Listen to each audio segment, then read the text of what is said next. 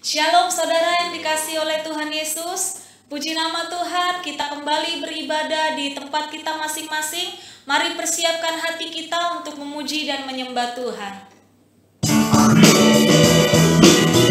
Haleluya, mari kita angkat pujian kasih Allah tak berkesudahan.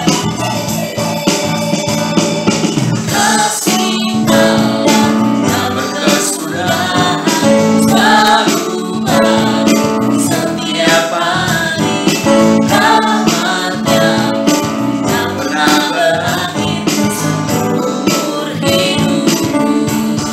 Dengan sukacita ku kan menari, dengan sorak-sorai memuji, ku naikkan pujian, haleluya, nyanyi baginya sang Raja.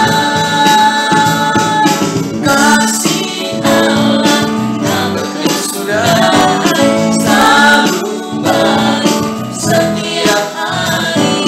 Rahmat-Nya tak pernah berakhir seumur hidupku. Kasih Allah tak berkesudahan, selalu baru setiap hari. Rahmat-Nya tak pernah berakhir seumur hidupku. Dengan sukacita ku kan menari, dengan sorak-sorai memuji, ku naikkan pujian, haleluya, nyanyi baginya sang Raja. Dengan sukacita ku kan menari, dengan sorak-sorai memuji, ku naikkan pujian, haleluya, nyanyi baginya sang Raja. Sekali lagi katakan dengan sukacita. Sukacita ku kan menari, dengan sorak-sorai memuji, ku naikkan pujian, haleluya, nyanyi baginya sang Raja. Nyanyi baginya sang Raja. Sekali lagi, nyanyi baginya sang Raja. Sekali lagi katakan, nyanyi baginya sang Raja. Selamanya.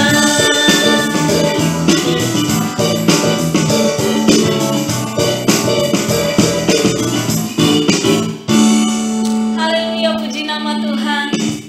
Mari dengan sukacita kita lebih dalam lagi masuk dalam hadirat Tuhan. Kita mau menyembah Tuhan dan bermazmur bagi Dia.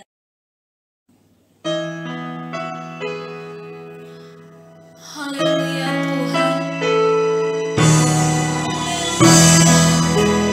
Yesus. Terima kasih Tuhan. Dekat padamu itu rinduku.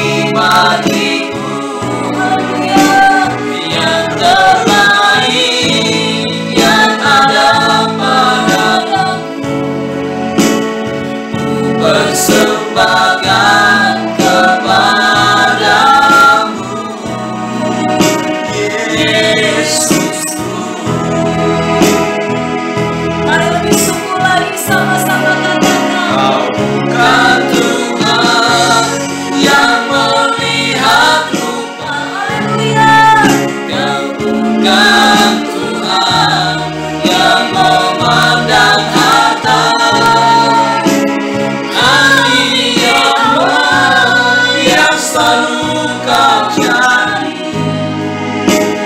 biar kau temukan di dalamku. Sampai ku hidup, ku mau menyembahmu, sebab Engkau sangat berarti bagiku. Yang terbaik yang ada padaku, ku persembahkan kepadamu. Kau bukan Tuhan yang melihat rupa, kau bukan Tuhan yang memandang harta. Hati hamba yang selalu kau cari, biar kau temukan di dalamku. Sampai ku hidup, ku mau menyembahmu, sebab Engkau sangat berarti bagiku. Yang terbaik yang ada padaku, ku persembahkan kepadamu. Yesusku,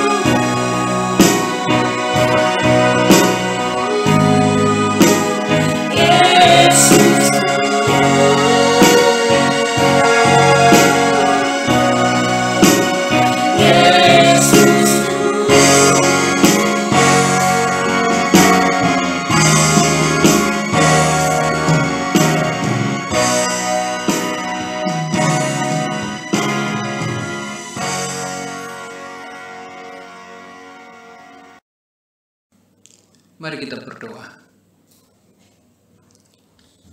Kami sudah memuji dan menyembah-Mu. Sekarang waktunya kami mendengar kebenaran firman. Berfirmanlah kepada kami, Tuhan, dalam bahasa dan kalimat yang sederhana, agar kami dapat memahami isi hati-Mu. Urapi aku, dalam nama Tuhan Yesus kami berdoa. Amin. Amin. Salam sejahtera dalam Tuhan Yesus buat kita semua, Bapak Ibu, saudara-saudari sekalian.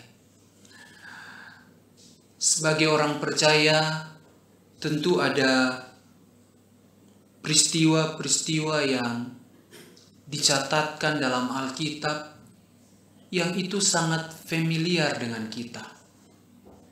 Ada peristiwa yang di dalamnya muncul percakapan atau pernyataan-pernyataan baik dari orang-orang yang berjumpa dengan Tuhan Yesus atau pernyataan dari Yesus itu sendiri. Yang saya maksudkan di sini adalah tentu peristiwa-peristiwa atau pernyataan-pernyataan yang muncul dalam Perjanjian Baru.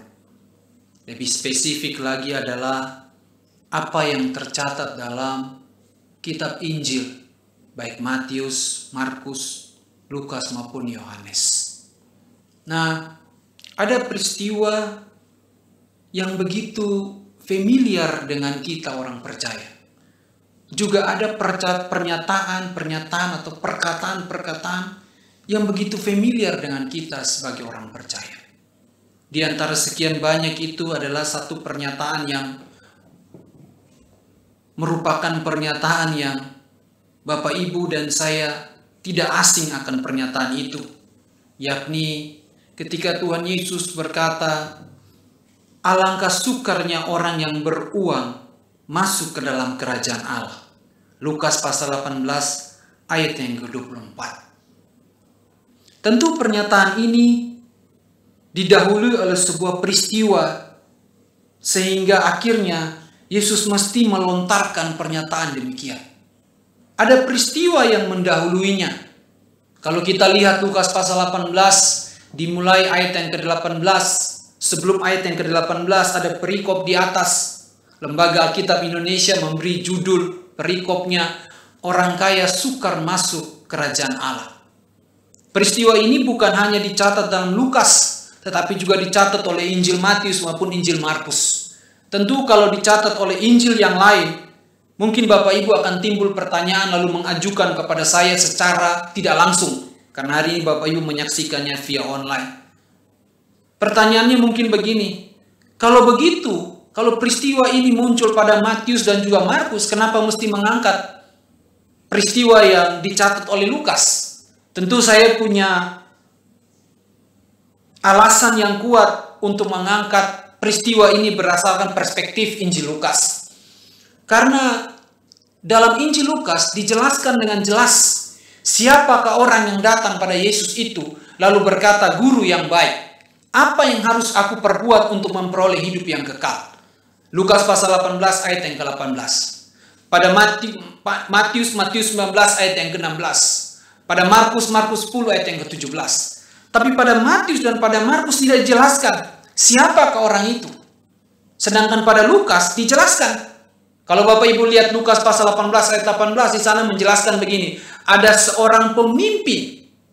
Sedangkan pada Injil Matius hanya mengatakan bahwa gini, Matius pasal 19 ayat yang ke-16, ada seorang datang kepada Yesus dan berkata, tidak dijelaskan orang ini siapa.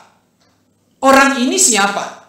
Sedangkan pada Markus juga mengatakan begini, Markus 10 ayat 17. Pada waktu Yesus berangkat untuk meneruskan perjalanannya, datanglah seorang berlari-lari mendapatkan dia dan sambil bertelut di hadapannya ia bertanya. Tidak ada keterangan yang jelas orang ini siapa dan bagaimana latar belakangnya, lalu apa statusnya. Itu sebabnya saya bukan mengkesampingkan ya Bapak Ibu, tetapi saya memilih di antara ketiga Injil ini yang mencatat peristiwa yang sama ini adalah Injil Lukas. Kenapa? Pada Injil Lukas saya melihat ada keterangan yang jelas. Karena pada Lukas pasal 18 ayat 18 mengatakan di sana ada seorang pemimpin bertanya kepada Yesus. Tentu tadi saya sudah bilang mungkin Bapak Ibu akan bertanya, kenapa mesti pilih Lukas? Karena Lukas memberi keterangan yang jelas. Lalu mungkin timbul pertanyaan lagi, kenapa Lukas memberi keterangan yang jelas sedangkan Matius dan Markus tidak memberi keterangan yang jelas? Secara teologi, karena Injil Lukas ditulis oleh seorang yang cukup terpelajar dan dia menulisnya bukan hanya untuk orang Yahudi semata, tetapi untuk orang-orang yang di luar juga orang Yahudi. Tata bahasanya dan gaya bahasanya berbeda dengan Markus dan juga Matius. Ini disebabkan karena Lukas adalah seorang yang terpelajar. Kalau Bapak Ibu lihat gaya bahasanya yang ditulis dalam Lukas dan juga dalam Kisah Para Rasul, itu menunjukkan bahwa dia orang yang cukup terpelajar. Sehingga dia menulis sesuatu begitu detail dan begitu teliti. Memberi keterangan secara detail dan secara teliti. Ya, kalau itu kita mau lihat dari sudut pandang ilmiah. Sehingga tentu Lukas memberi keterangan yang jelas siapa orang yang datang pada Yesus. Nah, orang ini adalah seorang pemimpin. Peristiwa ini mendahului sebelum nanti Yesus mengeluarkan pernyataan yang tadi saya sampaikan di awal. Lukas pasal 18 ayat 24. Alangkah sukarnya orang yang beruang masuk ke dalam kerajaan Allah. Orang yang beruang, bukan orang yang beruang. Karena kan bisa jadi beda ya.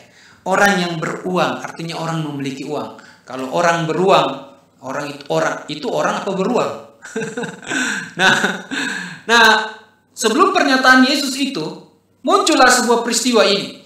Ada seorang tapi didahului oleh peristiwa ini. Ada seorang pemimpin bertanya kepada Yesus. Ini seorang pemimpin. Saya mencari keterangan pemimpin apakah orang ini. Ada beberapa keterangan yang mengatakan bahwa ini bisa jadi seorang pemimpin keagamaan.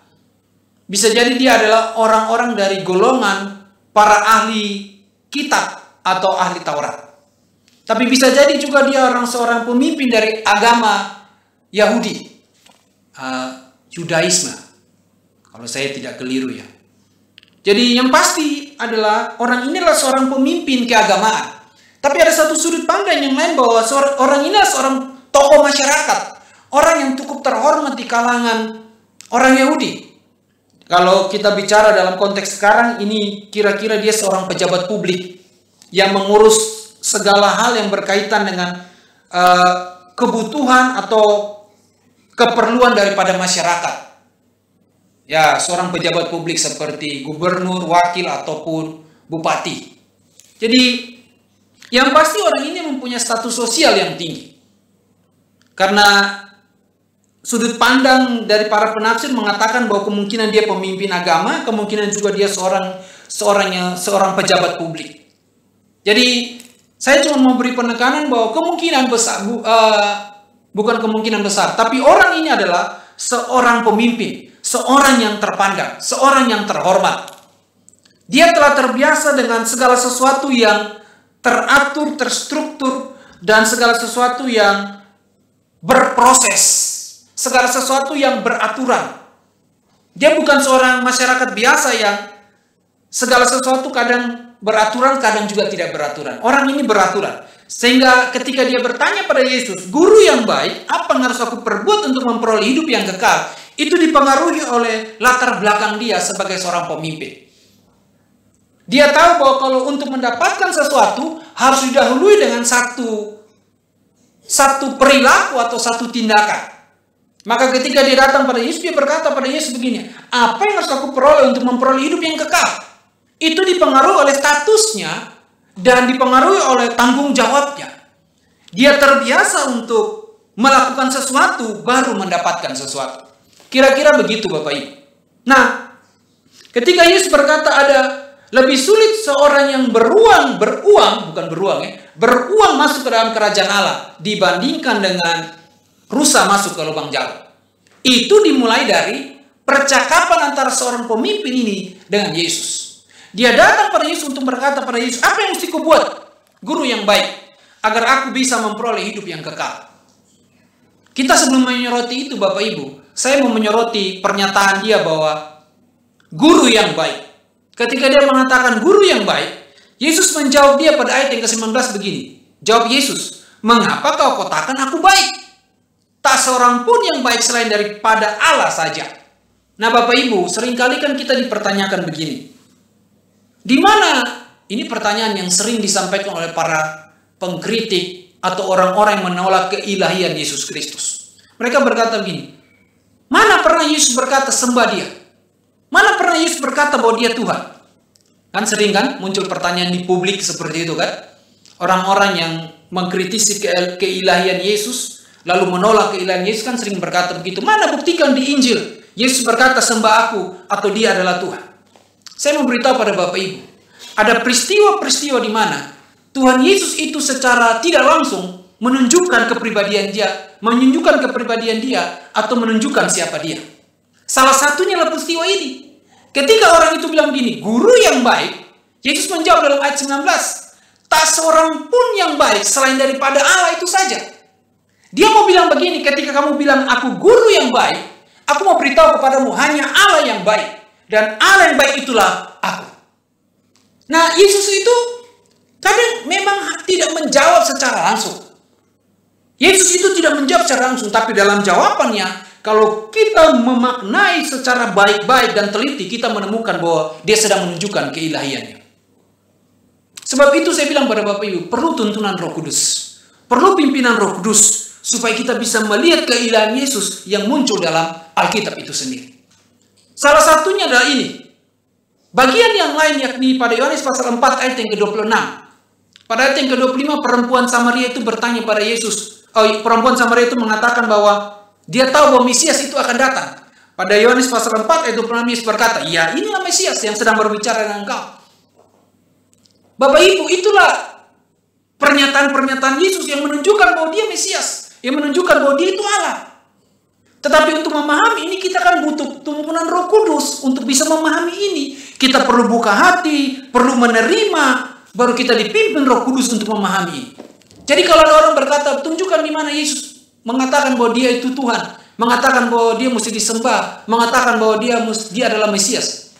Kalau ada orang berkata seperti itu, sebaiknya kita tidak perlu susah-susah untuk menunjukkan itu kepada dia. Karena sekalipun kita menunjukkan, belum tentu dia menerima. Yang paling penting adalah kita menerima bahwa Yesus itu Tuhan dan Mesias, karena Alkitab sudah menunjukkan itu. Nah, lalu ketika orang itu berkata, apa yang mesti kubuat supaya aku memperoleh hidup yang kekal? Dia sedang mengajukan pertanyaan kepada Yesus. Dan dia juga dalam pertanyaan itu dia menunjukkan apa syaratnya. Bapak Ibu lihat ya, ketika dia mempertanyakan pada Yesus, apa yang mesti kubuat untuk memperoleh kerajaan sorga atau memperoleh hidup yang kekal? Dalam pertanyaan itu, dia juga mengharapkan syaratnya itu diberitahukan kepada dia.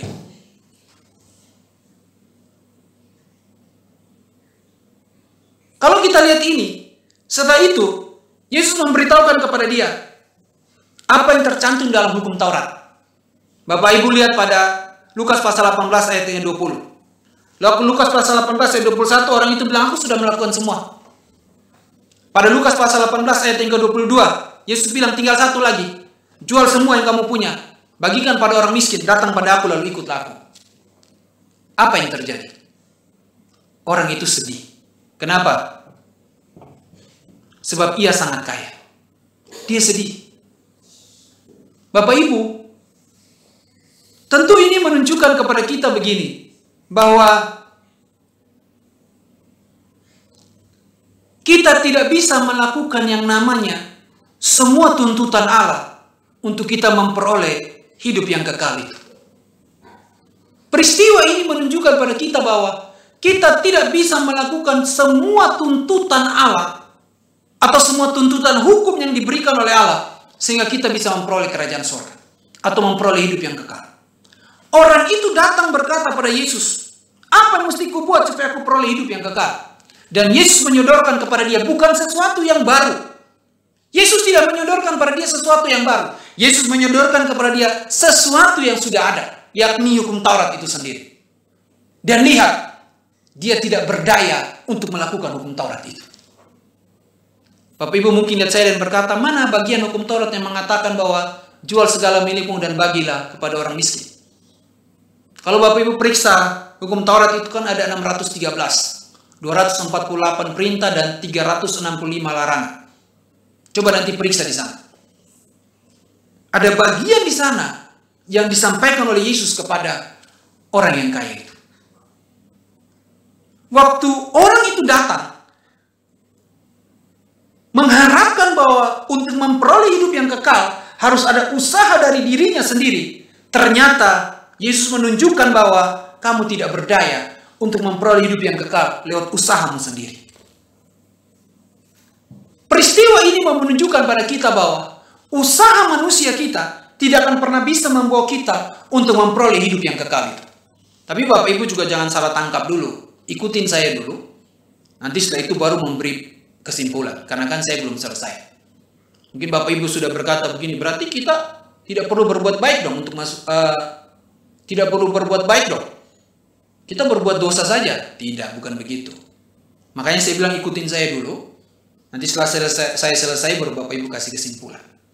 Peristiwa ini menunjukkan bahwa usaha manusia untuk memperoleh hidup yang kekal itu adalah usaha yang tidak mungkin bisa menghasilkan hasil memperoleh hidup yang kekal. Sebab tuntutan dari hukum itu adalah tuntutan yang sempurna, yang tidak mungkin bisa dilakukan oleh satu pun insan manusia. Dan hanya bisa dilakukan oleh Allah itu sendiri.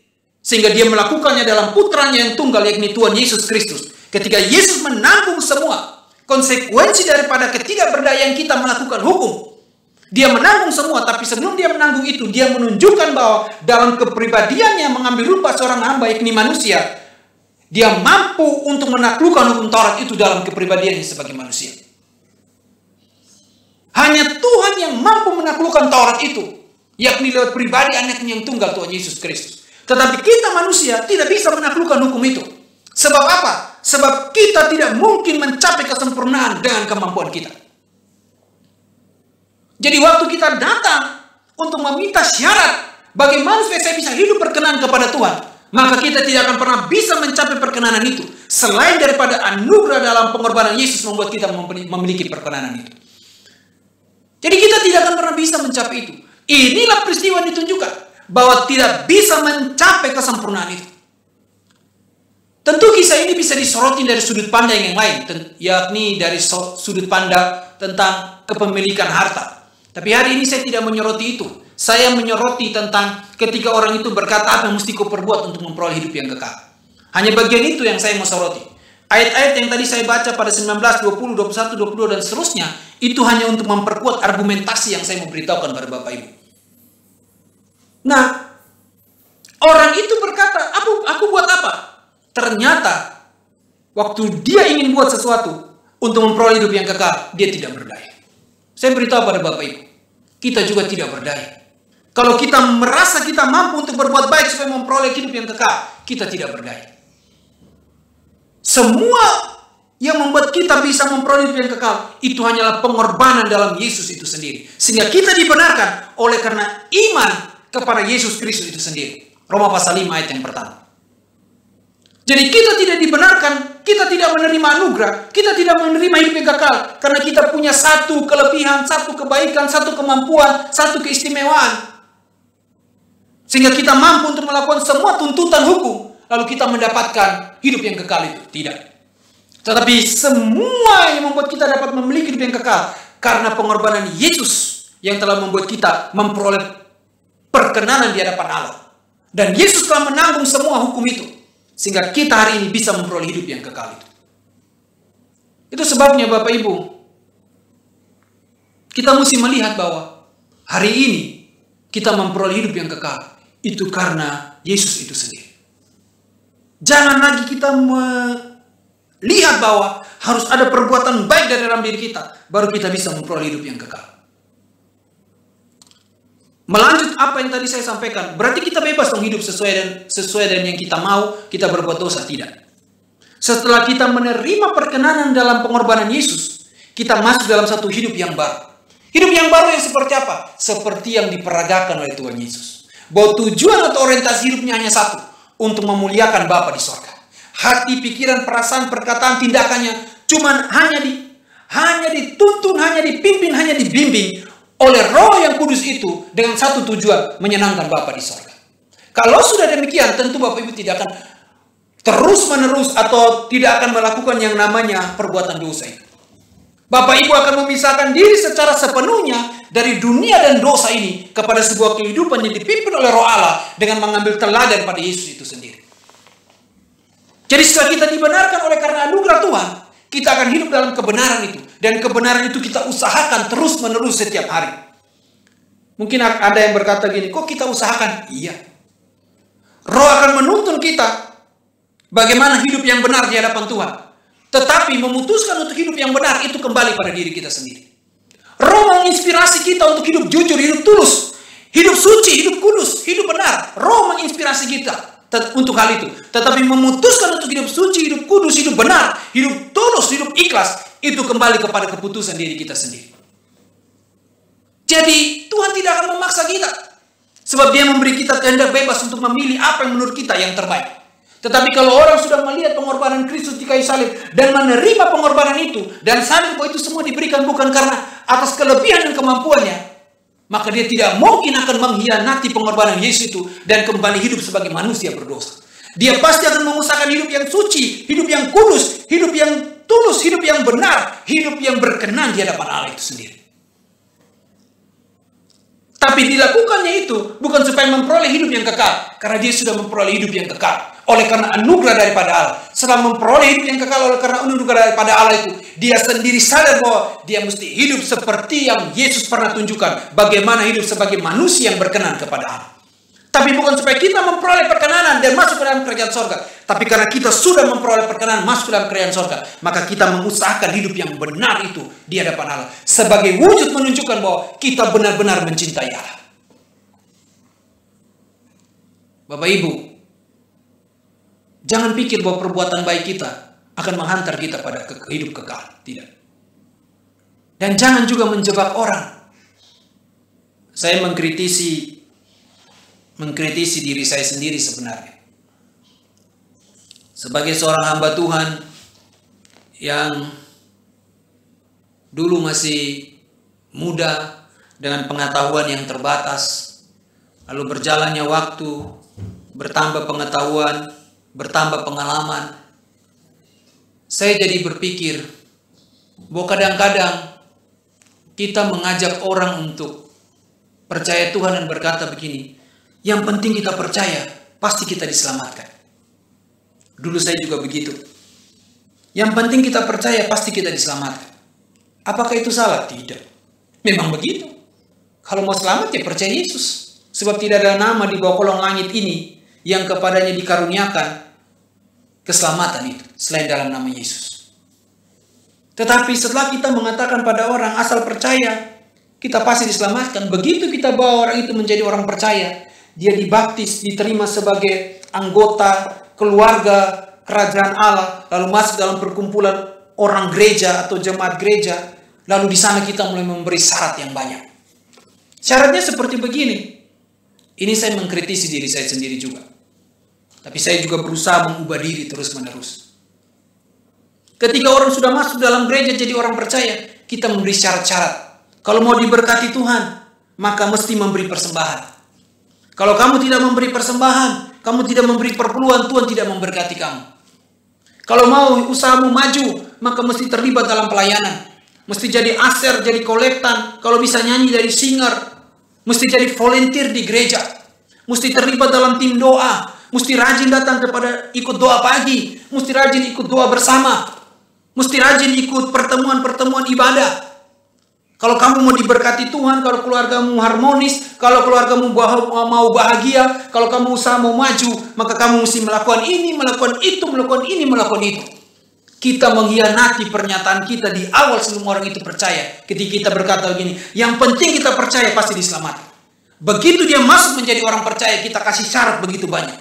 Lu mau diberkati, mesti kasih persembahan. Kamu mau diberkati, mesti kasih perpuluhan. Jangan terlambat. Karena kalau kamu tidak kasih persembahan, kamu tidak kasih perpuluhan, Tuhan kutuk kamu. Belalang pelahap datang, makan semua hasilmu.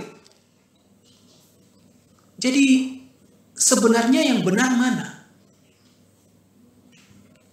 Kita mengancam orang secara tidak langsung.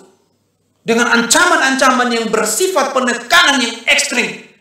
Supaya orang itu terlibat dalam pekerjaan Tuhan. Terlibat dalam pelayanan baik secara tenaga, baik secara ide, pikiran, maupun juga secara finansial.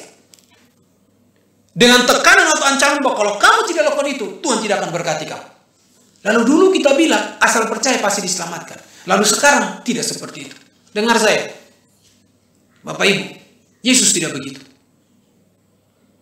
Karena dia mati ribuan tahun yang lampau untuk menyelamatkan kita di atas kayu salib, dia tidak bilang begini. 2000 tahun kemudian, kalau ada orang berbuat dosa, dia tidak akan diselamatkan. Tidak. Yesus mati 2000 tahun yang lampau di atas kayu salib, meregang nyawanya sambil menanggung malu, menanggung sorotan publik pada waktu itu, mempermalukan dia. Bukan hanya mengampuni dosa pada waktu itu, tapi mengampuni dosa kita yang hari ini kita kerjakan. Dosa kita yang akan datang. Dia sudah menyelesaikan semua itu. Lalu kenapa kita membawa orang masuk dalam bagian orang percaya, lalu kita memberi syarat macam-macam supaya dia diberkati Tuhan? Tidak. Yesus menanggung semua di atas kayu salib ribuan tahun yang lampau itu. Di sanalah berkat kita semuanya. Sekarang Anda percaya, Anda diberkati. Sekarang Anda percaya, Anda disertai Tuhan. Sekarang Anda percaya, Anda dilimpahkan berkat oleh Tuhan itu. Sekarang Anda percaya, Anda harmonis. Sekarang Anda percaya, Anda bahagia. Sekarang Anda percaya, Anda dalam perkenanan Tuhan itu sendiri.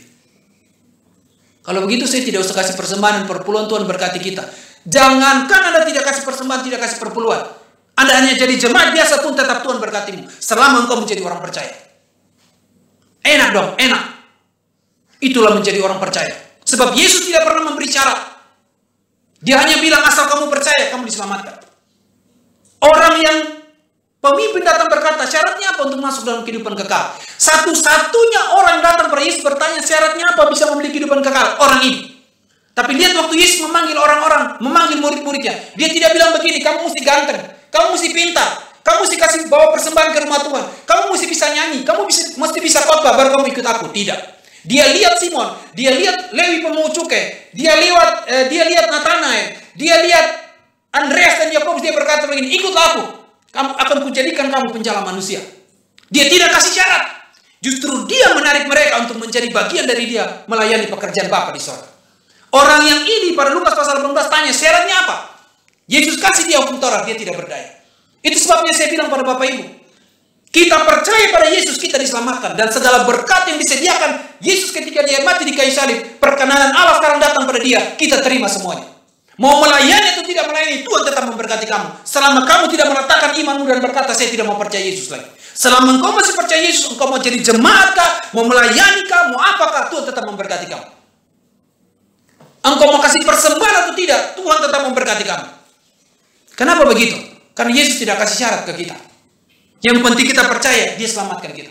Yang penting kita bekerja, dia pasti berkati kita. Tuhan tidak mungkin tidak memberkati orang yang bekerja. Saya beritahu Bapak Ibu, ada banyak orang tidak percaya Yesus, tapi mereka berhasil dalam usahanya. Ada banyak orang tidak percaya Yesus, tapi dia punya toko bisa banyak. Dia punya usaha bisa banyak. Dia punya pabrik bisa banyak. Dia punya perusahaan bisa banyak. Mereka tidak percaya Yesus, tapi mereka bisa memperoleh itu. Kenapa? Tuhan Allah tidak akan mengkhianati orang yang bekerja, lalu tidak memberi hasil kepada dia. Jadi kalau hari ini kita bekerja berusaha, lalu kita cuma jadi jemaat, Tuhan tetap akan memberkati kita. Tetapi ini perbedaan. Orang yang sudah percaya Yesus, lalu masuk ke dalam kumpulan orang percaya, dia tahu bagaimana harus meresponi semua kebaikan Allah kepada dia. Tentu akan berjalan waktu. Dia tahu bahwa kalau dia ke gereja, dia harus mengucap syukur kepada Bapa dengan berkat-berkat yang Bapa berikan pada dia selama 1 bulan, selama 1 minggu, selama 2 minggu, selama 3 minggu, selama 4 minggu. Dia tahu dia harus mengucap syukur dengan memberi persembahan itu buat gereja. Buat apa? Sebab pekerjaan Tuhan di gereja itu membutuhkan dana, membutuhkan biaya untuk untuk berjalannya segala kegiatan pekerjaan Tuhan itu. Untuk operasional gereja itu kita butuh biaya. Dan orang itu akan diinspirasi Roh Kudus untuk melakukan itu. Saya sebagai pendeta tidak akan bilang kasih persembahan, tidak akan bilang kasih perpuluhan. Roh Kudus akan menginspirasi dia untuk berkata begini, kamu sudah diberkati Tuhan. Maka terlibat dalam pekerjaan Tuhan lewat berkat yang Tuhan kasih. Orang yang lama-lama ikut Tuhan, dari orang percaya yang baru 1 minggu, 1 bulan, 1 tahun, lama-lama dia akan mengerti apa tanggung jawabnya. Sehingga dia ke gereja tanpa disuruh pun Roh Kudus menginspirasi dia. Lalu dia terlibat dalam hal keuangan untuk operasional gereja. Untuk mengoperasikan gereja itu sendiri, mesti bayar listrik, bayar air, bayar tenaga full time untuk mengurus semua pekerjaan gereja.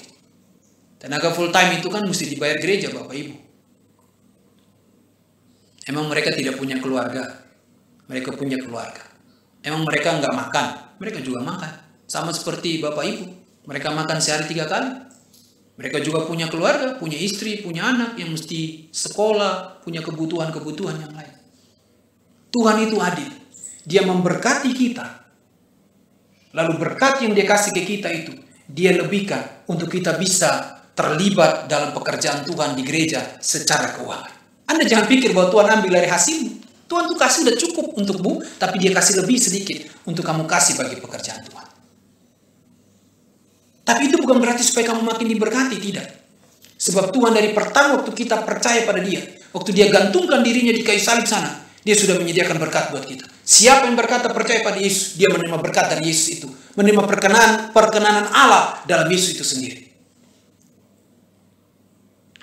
Jadi, jangan main syarat. Karena yang namanya main syarat, itu hukum. Tapi dalam kasih karunia tidak main syarat. Yang ada adalah keberkenanan Allah kepada kita dalam kematian Yesus di kayu salib. Hari ini saya bilang pada Bapak Ibu, begini, bahwa kita menerima kasih karunia dari Tuhan, bukan karena kita bisa berbuat sesuatu. Tapi kita menerima kasih karunia dari Tuhan, karena Allah telah memberinya secara cuma-cuma dalam pengorbanan Yesus. Itu sebabnya kita juga menerapkan kasih karunia itu. Dengan hidup dalam kasih karunia dan memberi kasih karunia juga pada orang lain. Anda menjadi orang yang beribadah di gereja. Menjadi orang yang berbuat banyak bagi pekerjaan Tuhan. Sesuai dengan kapasitas dan kemampuan kita. Tanpa perlu diancam dari atas mimbar. Karena mimbar bukan tempat untuk mengancam. Mimbar adalah tempat untuk memberitakan firman Tuhan. Dan saya tidak mengancam Bapak Ibu. Dan saya berharap saya juga tidak melakukan itu. Saya beritahu pada Bapak Ibu. Bahwa kita diterima oleh karena kasih karunia.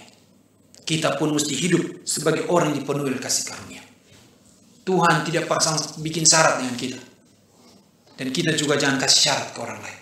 Apalagi dalam hal percaya kepada Tuhan dan diberkati Tuhan.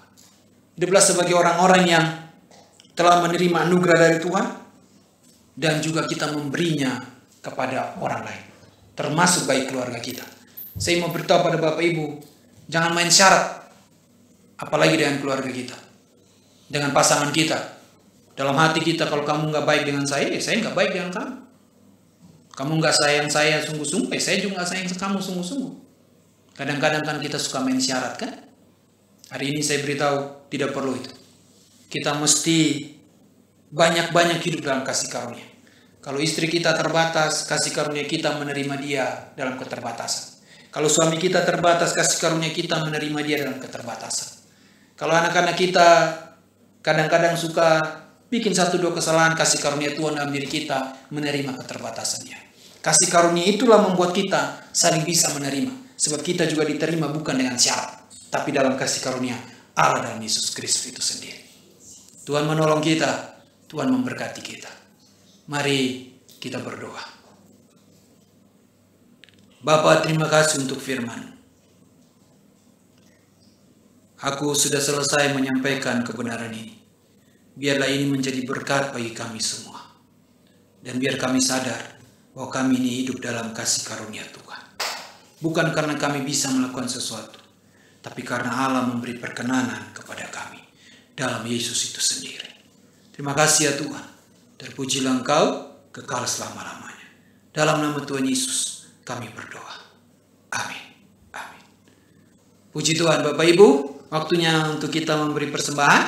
Dan saya mengimbau Bapak Ibu untuk memberi dengan sukacita dan kerelaan hati. Berapapun yang kita mau tabur bagi kerjaan Tuhan, kita tabur dengan keikhlasan dan juga dengan kerelaan hati. Kita berdoa untuk persembahan kita, juga untuk perpuluhan-perpuluhan, dan juga ucapan syukur yang lain. Mari kita doa. Umatmu mau mengembalikan persepuluhan, umatmu juga mau membawa persembahan-persembahan syukur mereka. Tuhan memberkati apa yang akan mereka tabur dan berikan bagi pekerjaan Tuhan ini. Tuhan yang membuka tingkap-tingkap langit, dan Tuhan yang mencurahkan berkat bagi mereka, dan mereka akan hidup dalam anugerah dan perkenanan Tuhan itu sendiri. Mereka memberi, mereka menabur, mereka mengembalikan yang menjadi milik Tuhan, bukan karena supaya mereka mau diberkati berlimpah-limpah, tapi karena mereka tahu bahwa mereka sudah diberkati Tuhan. Terima kasih Bapa, dalam nama Yesus kami berdoa dan kami siap menabur. Amin. Amin. Persembahan, ucapan syukur, dan perpuluhan dapat ditransfer ke rekening BCA atau BRI atas nama Bapak Delon Akmanas seperti yang tertera pada layar. Selamat memberi, Tuhan Yesus memberkati.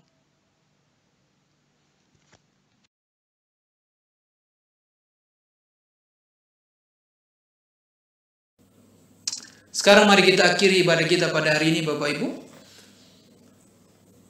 Arahkan hatimu kepada Tuhan dan terimalah segala berkat yang datang dari Tuhan. Bapa, kami sudah menyelesaikan ibadah kami hari ini. Walaupun via online, biarlah ibadah ini menjadi berkat bagi kami semua. Semua yang menyaksikannya, Tuhan yang memberkati kami. Sekarang kami akhiri ibadah kami ya Bapa. Dalam perkenanan mula Engkau memberkati kami dan Engkau izinkan aku untuk mengucapkan berkat-berkat itu. Tuhan memberkati dan melindungi kita. Tuhan menyertai kita dengan wajahnya dan memberi kita kasih karunia. Tuhan menghadapkan wajah kepada kita dan memberi kita damai sejahtera. Berkat dari Allah, cinta kasih dalam Tuhan Yesus, dalam persekutuan Roh Kudus turun menyertai kita mulai waktu ini sampai Maranatha. Demi nama Tuhan Yesus kita berdoa, kita diberkati. Haleluya. Amin. Amin.